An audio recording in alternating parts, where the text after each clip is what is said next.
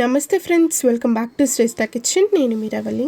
ఇవాళ ఒక మంచి కర్రీ రెసిపీ చూపిస్తున్నాను. ఎగ్ కర్రీలోని ఆమ్లెట్ కర్రీ అనమాట. ఇది ఎంత టేస్టీగా యమ్మీగా ఉంటుందో, ఎప్పుడు చేసుకునేలా కాకుండా ఇలా ఒకసారి ఆమ్లెట్స్ వేసి కర్రీలో వేసి చూడండి, ఎంత టేస్టీగా అనిపిస్తుందో అసలు. ఇది చపాతీస్లోకి, రైస్లోకి, పులావ్లోకి అన్నిటిలోకి కూడా సూపర్గా సెట్ అవుతుంది. వెదర్ ఇలా చల్లగా ఉన్నప్పుడు ఇలా వేడిగా ఫ్రెష్గా ఈ ఆమ్లెట్ కర్రీ చేసుకొని తింటూ ఉంటే అసలు చాలా అంటే చాలా బాగుంటుంది.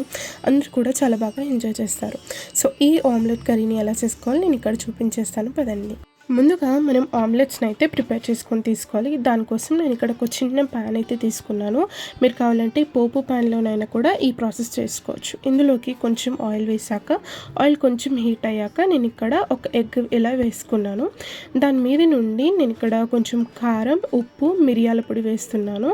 ఇలా మీకు నచ్చిన మసాలాలు అన్నీ కూడా వేసుకోవచ్చు. ఇలా ఇంకో వైపుకి కూడా తిప్పేసుకొని మంచిగా రెండు వైపులా కూడా ఆమ్లెట్ని బాగా కాల్చుకుంటే ఆమ్లెట్ అయితే రెడీ అయిపోతుంది. నేను ఇక్కడ మొత్తం ఎగ్ని బీట్ చేసి వేయలేదు, ఇలా హోల్ ఎగ్ని వేసేసాను. మీరు కావాలంటే ఆమ్లెట్స్ని మనం రెగ్యులర్గా ఎలా చేసుకుంటామో అలా చేసి కూడా ఆమ్లెట్స్ అయితే ప్రిపేర్ చేసుకోవచ్చు. నేనైతే ఈ కర్రీలోకి ఒక 4 ఆమ్లెట్స్ అయితే ఇక్కడ నేను ప్రిపేర్ చేసేసుకున్నాను మంచిగా. వీటిని మనము ఆమ్లెట్స్లాగా ప్రిపేర్ చేసుకొని వీటిని పక్కన పెట్టేసుకుందాం.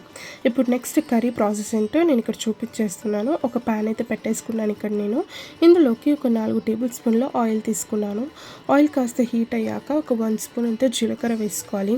జీలకర్ర కాస్త వేగాక ఇందులోకి నేను ఒక 5 మీడియం సైజ్ ఉల్లిపాయలని ఇలా చిన్నగా చాప్ చేసుకుని తీసుకున్నాను. ఇలా చాప్ చేసుకున్న ఉల్లిపాయలన్నీ కూడా ఆయిల్లో వేసేసుకుని ఒకసారి బాగా కలిపేసుకుందాము. ఉల్లిపాయలు త్వరగా మగ్గాలంటే నేను ఇక్కడ కొంచెం ఉప్పు వేస్తున్నాను. ఉప్పు వేయడం వల్ల త్వరగా మగ్గిపోతాయి ఉల్లిపాయలు సాఫ్ట్గా. మరీ ఎక్కువగా రంగు మారిన అవసరం లేదండి, కొంచెం ట్రాన్స్పరెంట్గా మారితే సరిపోతుంది ఉల్లిపాయలు. మనం నార్మల్గా నార్మల్ ఎగ్ కర్రీ ఎలా చేసుకుంటామో అదే ప్రాసెస్లో నేను ఇక్కడ కంటిన్యూ చేస్తున్నాను. ఇక్కడ ఉల్లిపాయలన్నీ కూడా ఈ విధంగా వేగితే సరిపోతుంది.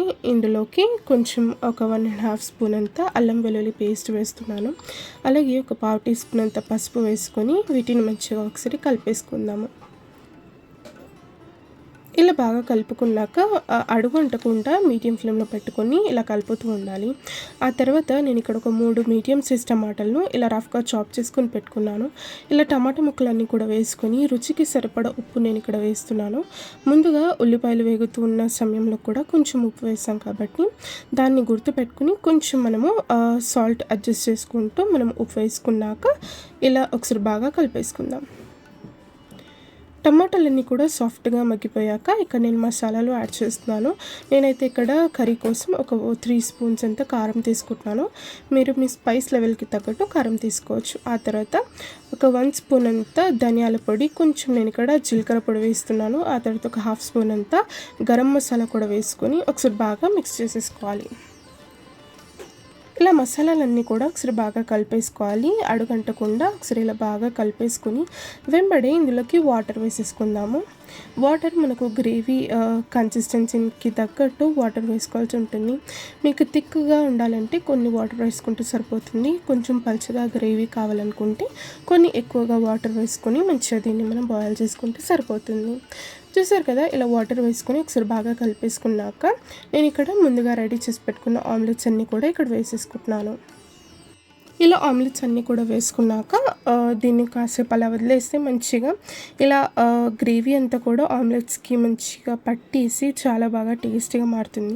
ఇక నేను ఇలా ఒకసారి బాగా చిన్నగా కలుపుతున్నాను. ఈ గ్రేవీ అంతా కూడా ఆమ్లెట్స్ మీద వేసుకుంటే ఆ గ్రేవీలోని ఆ ఫ్లేవర్స్ అంతా కూడా ఆమ్లెట్స్ మంచిగా పీల్ చేసుకుని చాలా జ్యూసీగా టేస్టీగా మారుతాయి ఆమ్లెట్స్ కూడా.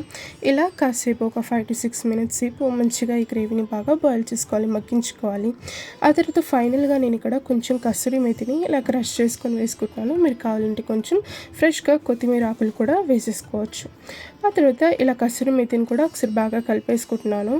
చూసారు కదా ఎంత టేస్టీగా మనకు ఆమ్లెట్ కర్రీ అయితే రెడీ అయిపోయిందో.